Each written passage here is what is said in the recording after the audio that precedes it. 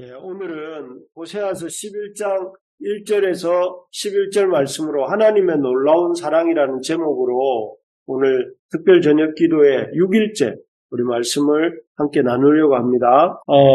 한 설문조사에서 기독교 기관의 한 설문조사에서 이런 설문으로 부모들에게 물은 적이 있습니다. 자녀들에게 들었던 말 중 가장 부모에게 상처가 된 말이 무엇입니까? 하고 여러 부모들에게 이렇게 물었습니다. 여러분 생각에는 어떤 말이, 자녀가 부모에게 한 말 중에 어떤 말이 가장 상처가, 될 것 같습니까? 이렇게 부모들에게 그 자녀에게 받은 상처된 말을 적어보라 하니까, 그 말이 엄마 아빠가 나한테 해준 게 뭐 있어? 라고 한 말이라고 합니다. 가만히 생각해보면, 이런 말을 들으면, 참 온몸에 힘이 착 빠지면서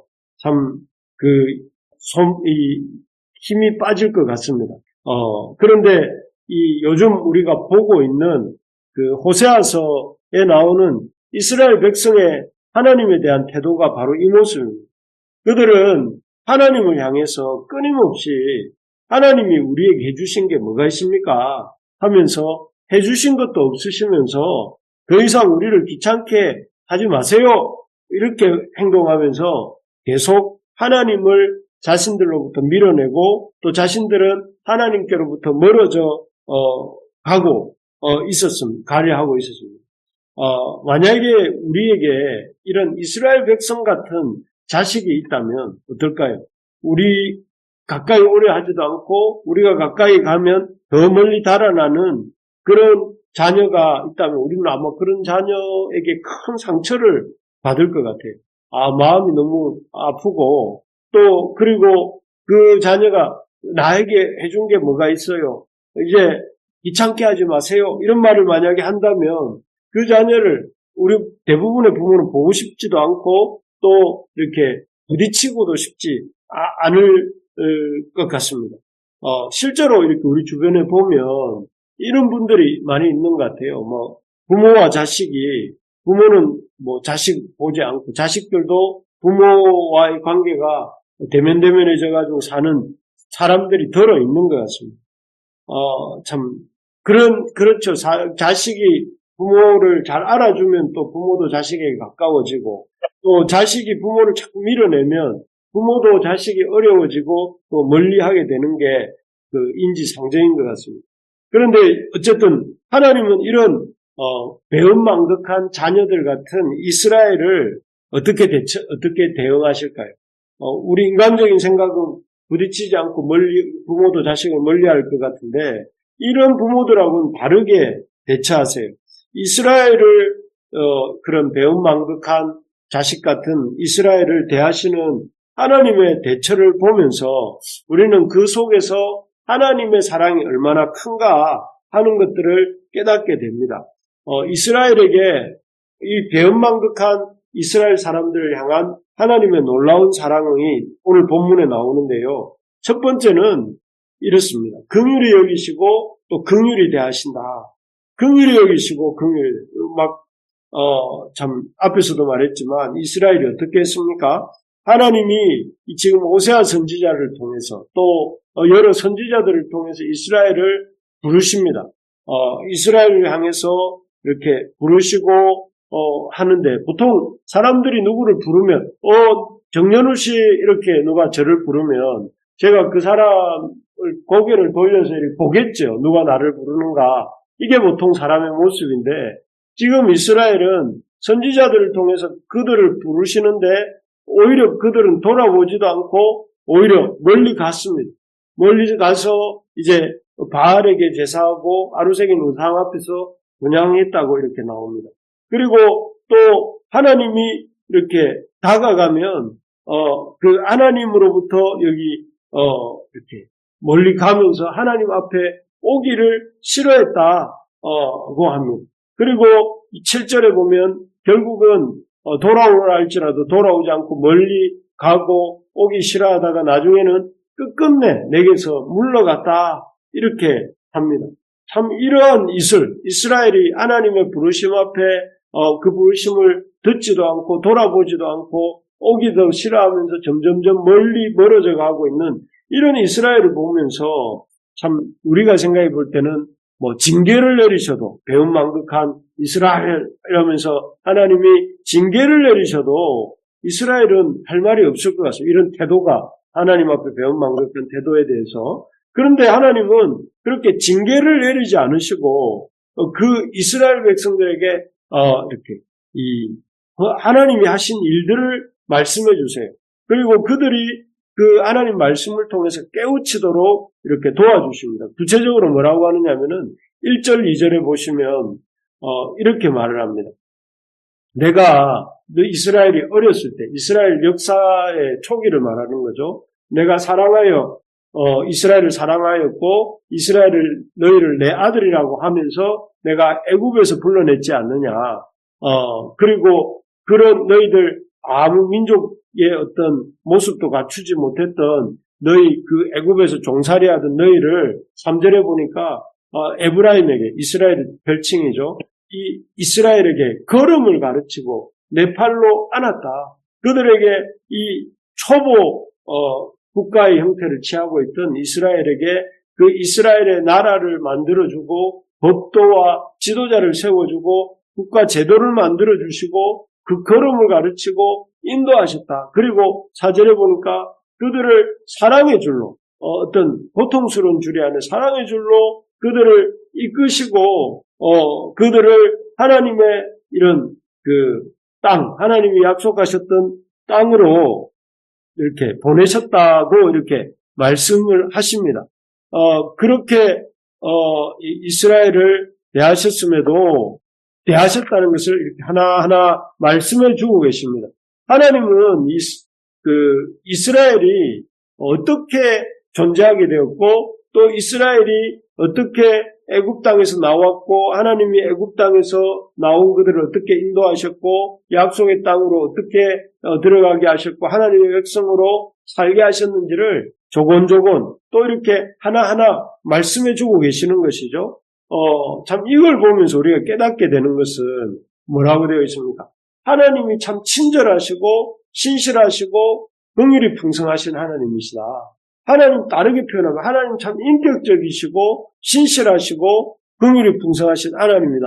우리 같으면 성이 벌럭 나가지고 이렇게 뭔가 무지막지하게 할 수도 있는데 그렇게 하시는 것이 아니라 하나님은 비록 이방 우상을 열심히 섬기고 또 하나님을 이렇게 하나님께로 오기 싫어서 등 돌리고 열심히 달아나고 있는 그 이스라엘을 하나님이 그 힘으로 하나님의 능력으로 들어가 잡아가지고 끌고 강제로 이렇게 돌이키도록 하지 않으시고 과거 하나님이 이스라엘 가운데 베풀어 주신 역사를 돌아보게 하시고 또 그것을 돌아보는 가운데 이스라엘 백성이 하나님께 어떤 은혜를 입었는지 생각하게 하고 그리고 그 생각하는 가운데 하나님께로 돌이켜야 되겠구나. 이렇게 마음 먹도록 참 이렇게 인격적으로 또 신실하신 그 사랑을 일깨워 주시면서 그렇게 돕고 계시는 것이. 이런 게 바로 긍휼입니다. 긍휼. 왜냐하면 하나님은 크신 분이고 이스라엘은 너무 연약하고 부족한 사람들이기 때문에 죄인들이기 때문에 하나님 그 사람들을 하나님과 동등하게 이렇게 하시는 것이 아니라 깨우쳐 주시고 깨우치는 가운데 하나님을 더 가까이 나올 수 있도록 스스로 가까이 나올 수 있도록 이렇게 도와주시고 그래서 하나님께로 나오도록 도와주시는 것이죠. 그래서 우리가 이 세상에 사는 부모와 하나님의 이 모습을 이렇게 대조를 해보면요. 우리가 사는 세상에는 부모들이 많은데 부모들은 그 자식에 대해서 무슨 권세라도 가지고 있다고 생각하면서 자식들에게 무지막지하게 강제로 강제하는 부모들이 참 많아진 것 같습니다. 뉴스에 자주 보죠. 자식들을 이렇게 학대했다. 아니면 자식들을 어떻게 했다. 이런 안 좋은 소식들을 많이 봅니다. 또 그 자식들을 자기 마음대로 조정하려고 하는 부모들도 많아요. 자식들이 이 헬리콥터 마음이라고 합니다. 자식들의 모든 일거수일투족을 자기가 원하는 대로 이렇게 자식들을 이렇게 조정하려고 하는 그런 부모도 많고, 또 어떤 부모는 뭐 그런 거하고 또 정반대로, 아예 무관심한 부모도 많지 않습니까? 그 자식들에 대해서. 그런데 지금 이 하나님은, 그 이스라엘의 아버지가 되시는 이 하나님은, 크시고, 또 능력도 많으시고, 창조주이신 하나님이심에도 불구하고, 그 모든 민족 중에서 별로 크지도 않고, 또 작은 존재에 불과한 그 이스라엘을 무력으로 강제하거나, 또 아니면은 억지로 뭘 하게 하시거나, 아니면은 그들에게 전혀 무관심하시거나 그러지 않으시고 참으시고 관심 가지고 계시고 또 인격적으로 대우하시면서 그들 스스로 선택하도록 하나님께로 돌아오는 일을 선택하도록 이렇게 대우하시고 그리고 변덕스럽게 이랬다 저랬다 하시는 것이 아니라 신실하게 해나가시는 것이 이게 바로 하나님의 긍휼입니다. 우리가 하나님 긍휼히 여기시고 긍휼히 대한다는 이 이스라엘의 약함을 아시고 그 이스라엘의 약함을 이렇게 이 약함을 인정하시면서 그 약함에 맞추어서 하나님이 자기를 낮추시고 그 약한 존재인 인간과 소통하시고 그런 가운데 그렇지만 약한 인간이라고 해서 하나님 함부로 하시는 것이 아니라 스스로 하나님 앞에 돌이킬 수 있도록 하시는 이 모습이 바로 긍휼히 여기시는 모습이고 인격적이신 모습이시고 또 신실하고 사랑이 풍성하신 모습이다 하는 것입니다. 사실 하나님은 이 이스라엘만 이렇게 대하시는 게 아니라 오늘날 우리를 대하실 때도 지금 우리를 대하실 때도 이렇게 우리를 긍휼히 여기시고 긍휼히 보시고 긍휼히 대하십니다. 그래서 참 이 8절을 우리 한번 읽어봅시다. 우리 8절 시작. 에브라임이여 내가 어찌 너를 놓겠느냐. 이스라엘이여 내가 어찌 너를 버리겠느냐. 내가 어찌 너를 아들과 같이 놓겠느냐. 어찌 너를 스보인같이 두겠느냐. 내 마음이 내 속에서 돌이켜 나의 긍휼이 온전히 불붙듯 하도다. 여기 보니까 하나님이 이 참 배은망덕한 우리도 이스라엘 못지않게 배은망덕할 때가 많습니다. 참 하나님을 배신하고 하나님이 오라고 하면 반대편으로 가고 하나님을 인도함을 받았으면서도 하나님께 감사할 줄 모르고 이런 우리를 하나님 지금도 여기 나오는 것처럼 긍휼이 불붙는다. 이 말은 우리를 신실하게 대하시면서 인격적으로 대하시고 긍휼을 베풀어 주신다는 것입니다. 그래서 이런 하나님의 긍휼이 이스라엘에게 있었기 때문에 이스라엘이 소망이 있고 하나님의 긍휼이 우리에게 있기 때문에 우리를 향해 있기 때문에 우리에게 소망이 있습니다. 그래서 우리가 어떤 우리는 우리 스스로 절망을 자초할 때가 많아요. 왜냐하면 우리는 연약하고 판단력도 부족하고 우리는 능력도 부족하기 때문에 우리가 잘못된 선택을 하고 잘못된 것들로 인해서 우리는 절망적인 상황에 놓여서 진짜로 절망하게도 하고 거기서 어떤 불행한 결말로 가기도 하잖아요. 절망적인 상황에도 놓인다 하더라도 어떤 어려움에 처한다 하더라도 아니면 소망이 있는 것은 우리에게 소망이 있는 것은 천지를 지으시고 또 이 천지를 운행하시는 하나님께서 우리를 향해 긍휼의 마음을 가지고 계시기 때문에 긍휼의 마음을 가지고 계시고 그 긍휼의 마음을 가지고 우리를 돕고 계시는 우리 아버지시기 때문에 우리에게 소망이 있고 우리가 힘을 얻을 수 있는 것입니다.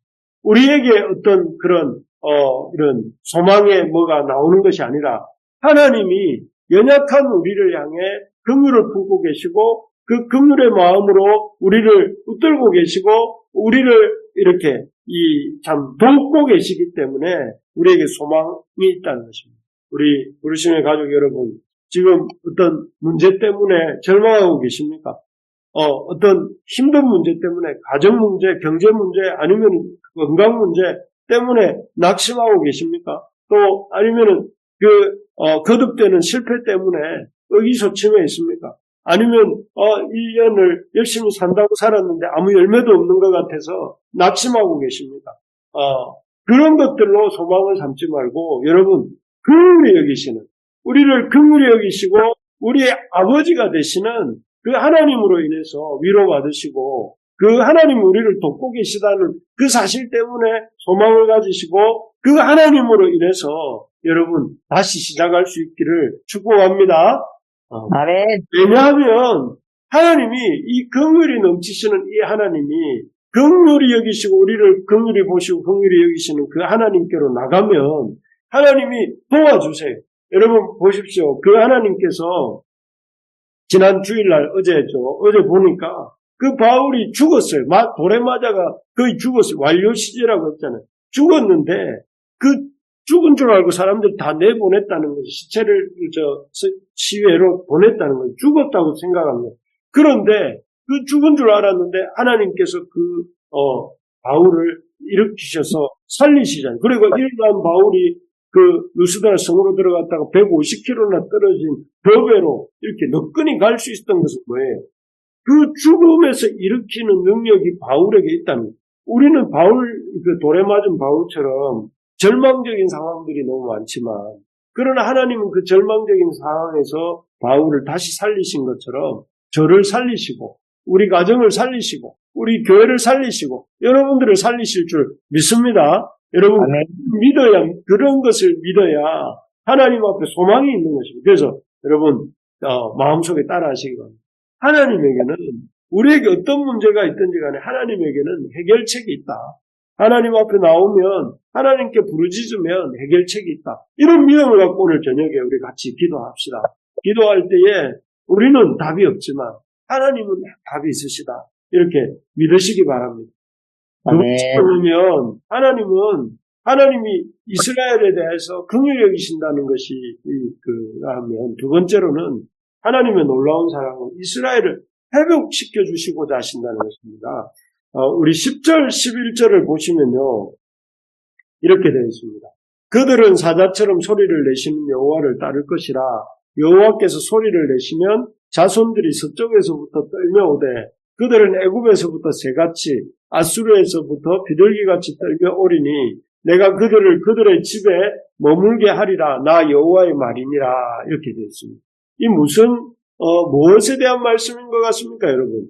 들어보시니까 여기 이 사자처럼 소리를 내시는 여호와를 따라오는데 이스라엘이 서쪽에서부터 떨려오고 또 아수르에서부터 비둘기같이 떨려오리니, 이 말이 10절과 11절이 같은 내용입니다. 같은 내용. 어떤 내용이냐면 자손들이 서쪽에서부터 온다는 것은 이스라엘에서 저 서쪽이라는 건 아수르 쪽을 가리킵니다. 아수르 쪽에서 오는 것이고, 또 이 밑에서 보면 아수르에서 비둘기같이 떨려온다는 것은 이 10절의 내용을 또 한 번 말하는 것입니다. 확실하게 온다는 것이죠. 이것은 먼 미래의 이야기인데요. 어떤 먼 미래냐면은 이스라엘이 유감스럽게도 하나님 말씀을 끝까지 안 듣다가 BC 722년에 아수르에서 망합니다. 망하고 그들이 열방으로 흩어지게 되죠. 그걸 디아스포라라고 하는데, 흩어져서 이제 살게 됩니다. 살다가 언제 돌아오게 되냐면 하나님이 유다가 멸망했다가 유다가 회복될 무렵에 그렇게 흩어졌던 유대인들이 다시 이 이스라엘 땅으로 돌아오게 할 그 모습을 이렇게 말하고 있는 거예요. 그때 서쪽에서부터 그때 흩어졌던 수많은 유대인들이 이렇게 다시 보국으로 돌아오게 되는 그 모습을 이렇게 말씀하고 계시는 것입니다. 그때 하나님은 어떻게 하시냐면 사자처럼 소리를 내시면서 이렇게 그들 앞서서 이스라엘 자손들을 보국으로 돌아오도록 하신다 하는 것입니다. 그래서 그들을 다시 한번 하나님의 집에 머물게, 여기 11절 뒷부분에 보면 내가 그들의 집에 머물게 하리라 이렇게 말씀하십니다. 그렇습니다. 실제로 하나님은 이 이스라엘을 이렇게 후에 보면 심판하시지만 그 심판이 끝이 아니고 그 다음에 뭘까지 생각하고 계시냐면 그 심판을 통해서 정결케 하신 후에 그들을 돌아오게 하신다 하는 것입니다. 그래서 하나님은 심판뿐만 아니라 회복까지 보고 계세요. 그래서 이스라엘도 그렇고 유다도 그렇고 망한 이후에 70년이 세월이 지난 후에 이렇게 돌아오게 하시죠. 그래서 하나님은 그 심판이 목적이 아니라 회복이 목적이신 분이시죠. 그리고 그래서 나중에 보면 이 이스라엘이 돌아온 그 이스라엘 중심으로 유다를 중심으로 하나님의 유다 왕국이 다시 회복되어지고 그 유다 왕국을 통해서 그리스도가 이 땅에 오시게 되는 거 아니겠습니까? 참으로 놀라운 하나님의 역사가 아닐 수 없습니다. 세상에서는 여러분 우리가 사는 세상에서는 한 번 실패하면 영원한 실패자예요. 한 번 삼류면 끝까지 삼류다 뭐 이렇게 되는 거예요. 패자가 부활할 수 있는 기회가 없어요. 잘. 그렇지만 하나님 안에서는 한 번 실패했더라도 실패가 끝이 아니고 회복이 끝입니다. 하나님은 하나님 약속을 붙들고 다시 출발하면 실패했다 하더라도 다시 회복할 수 있게 하나님이 도와주세요. 그래서 돌아온 탕자가 아버지한테 불효하고 아버지 재산 모아가지고 허랑방탕 다 썼잖아요. 실패해서 인생 실패했단 말이에요. 그런데 그 실패한 탕자가 아버지를 붙들고 아버지에 대한 신뢰를 가지고 돌아오니까 하나님 그를 아들이라고 불러주시고 그에게 좋은 옷을 입히고 좋은 가락지를 끼우고 신발을 신기고 다시 출발할 수 있게 도와주십니다. 그게 아버지고 그게 우리가 믿는 하나님 아버지인 것입니다. 그리고 베드로도 마찬가지. 베드로 실패했잖아요. 예수님 3번이나 부인하고. 그렇지만 하나님께서는 오순절 성령 강림 받을 때 베드로에게 성령이 임하게 해주시고 그 베드로가 성령 충만하게 해서 제자들 앞에서 제기할 수 있도록 도와주시잖아요. 그렇기 때문에 여러분 우리가 이 회복케 하시는 하나님, 놀라운 하나님. 그래서 여러분 이 하나님을 의지함으로 올해 남은 기간도 또 우리의 남은 인생도 믿음으로 도전하는 우리가 되기를 소망합니다. 그래서 우리의 삶을 하나님은 실패가 아니라 승리로 회복하게 하셔서 승리케 하신다 하는 것을 우리가 믿을 수 있기를 바랍니다. 그래서 우리 자녀들도 하나님 실패로 끝나게 하지 않으시고 반드시 이렇게 하나님 앞에서 회복되게 하시고 승리케 하실 줄 믿습니다. 우리 교회도 실패가 아니라 회복되게 하시고 더 큰 성공으로 더 큰 하나님이 주시는 그런 영광의 기쁨을 맛보게 하십니다. 그래서 이런 믿음을 가지고 달려가야 된다 하는 것입니다. 오늘 하나님의 놀라운 사랑이라는 제목처럼 하나님이 배은망덕한 이스라엘을 다루신 모습 속에서 우리가 이렇게 하나님의 놀라운 사랑은 무엇입니까? 우리를 긍휼히 여기신다는 거예요. 우리를 긍휼히 여기시고 그 긍휼 가운데 우리를 향해서 인격적으로 신실하게 그리고 우리를 도우시는 하나님을 볼 수가 있고 두 번째로는 하나님 우리의 실패를 회복하셔서 우리가 그 실패 가운데서 이렇게 놀랍게 하나님의 영광에 참여하도록 돕는다 하는 것입니다. 이 사실을 붙들고 우리가 그런 하나님의 자녀이고 그런 하나님이 우리 하나님이고 그런 하나님이 오늘 우리 교회 기도회 가운데 여러분들의 기도 가운데 이렇게 들으시고 귀 기울이신다는 사실을 믿고 우리가 힘을 내어서 오늘 저녁에도 우리가 같이 기도하는 우리 이 시간 되기를 주님 이름으로 축복합니다.